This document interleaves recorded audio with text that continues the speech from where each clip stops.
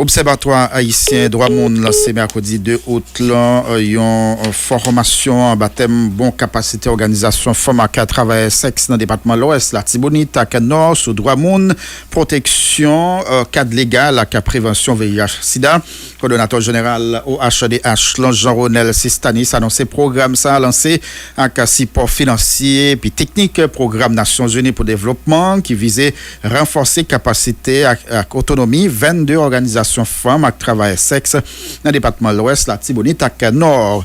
En côté, déclaration, coordonnateur général au HDH Jean-Ronel Sistanis, l'été d'un micro à Diani Oxymable Saint-Fleur. L'une des plus grandes faiblesses liées au respect des droits humains dans le pays est la méconnaissance de ces droits par la population haïtienne.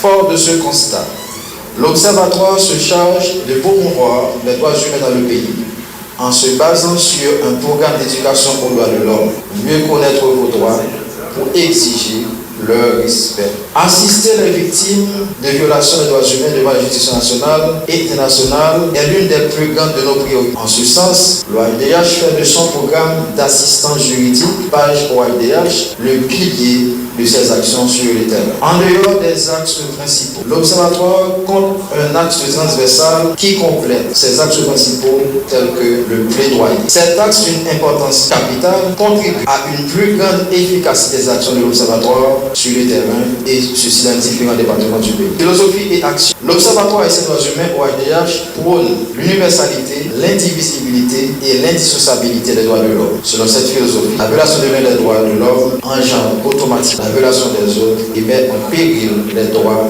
de la personne humaine. L'Observatoire ne fait pas de différence entre les droits économiques, sociaux et culturels et des droits pour l'Observatoire. Les droits de l'homme ne peuvent pas être catégorisés. Ils méritent un traitement équivalent, peu importe leur appellation, car leur respect vise le bien-être de la personne humaine. Durant toutes ces interventions, lors des séminaires de formation à travers le pays, l'Observatoire encourage la population à exiger de l'État haïtien le respect de ses droits fondamentaux. L'organisation développe à travers le pays des partenariats avec d'autres organisations en vue de répandre ces actions sur tout le territoire national. Enfin, ce projet démarré aujourd'hui avec l'appui financier et technique du programme des Nations Unies pour le développement en Haïti, NUD, vise le renforcement des capacités de l'autonomie des 22 organisations de femmes et de travailleuses du sexe dans les départements de l'Ouest, de la Tibonite et du Nord. Le projet axé sur les droits humains, la protection du cadre juridique et la prévention du VIH-Sida consiste à outiller les travailleuses du sexe des moyens de défense comme contre toute forme d'injustice ou d'abus dans l'exercice de leurs activités. Elles seront mieux informées sur les risques liés à leur travail et les comportements à adopter en matière de prévention et de défense de leurs droits.